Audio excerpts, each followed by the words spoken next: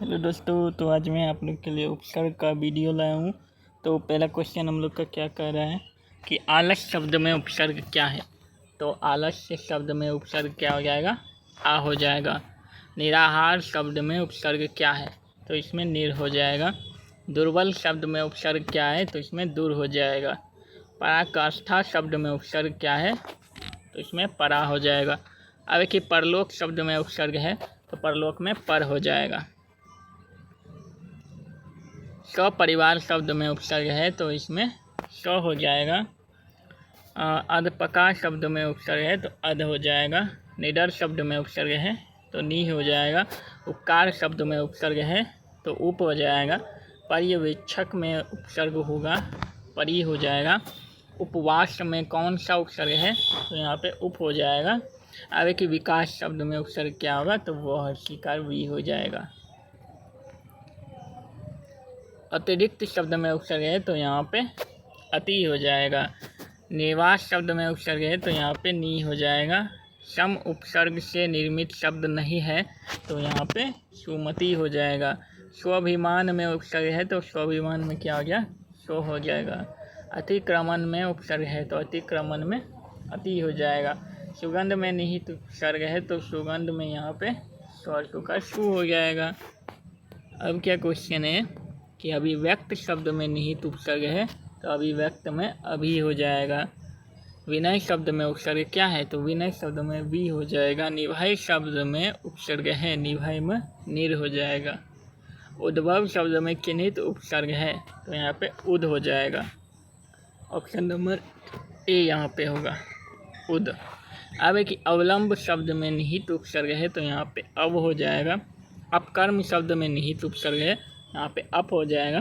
उद्घाटन शब्द में निहित उपसर्ग है, तो यहाँ पे क्या होगा, उद हो जाएगा। प्रख्यात में प्रयुक्त उपसर्ग है, तो यहाँ पे प्रो हो जाएगा। अब कि प्रत्युन्नमति शब्द में कौन सा उपसर्ग है, तो यहाँ पे प्रति हो जाएगा। भरपेट में कौन सा उपसर्ग है, तो यहाँ पे भर हो जाएगा। पुरातन में कौन सा उपसर्ग है, तो यहाँ पे पूरा हो जाएगा। अज्ञान में कौन सा उपसर्ग है, तो यहाँ पे अ हो जाएगा। किस शब्द में उपसर्ग नहीं है, तो यहाँ पे ओढ़ना में उपसर्ग नहीं होगा। अवनत शब्द में प्रयुक्त उपसर्ग है, तो अवनत में क्या होगा, अव हो जाएगा। प्रक्रिया में कौन सा उपसर्ग लगा है, तो यहाँ पे प्रो हो जाएगा। परामर्श में कौन सा उपसर्ग है, तो यहाँ पे परा हो जाएगा। अधिकार में कौन सा उपसर्ग लगा हुआ है, तो यहाँ पे अधि हो जाएगा। सुपसर्ग का क्या अर्थ है, सुपसर्ग का अर्थ अच्छा होता है।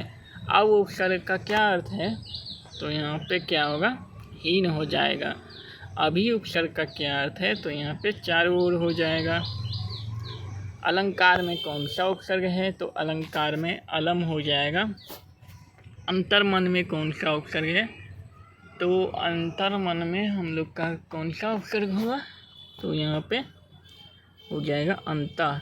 अब की प्रागैतिहासिक में कौन सा उपसर्ग है, तो यहाँ पे प्राक हो जाएगा। सहानुभूति में कौन सा उपसर्ग है, स हो जाएगा।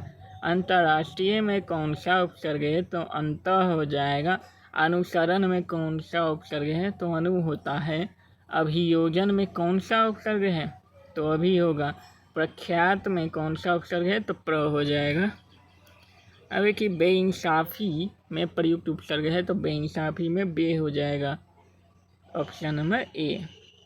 प्रतिकूल में कौन सा उपसर्ग है, यहाँ पे प्रति हो जाएगा। अनुवाद में कौन सा उपसर्ग होता है, अनु होगा। अब कि उपस्थिति शब्द में उपसर्ग है, उपस्थिति में उप हो जाएगा।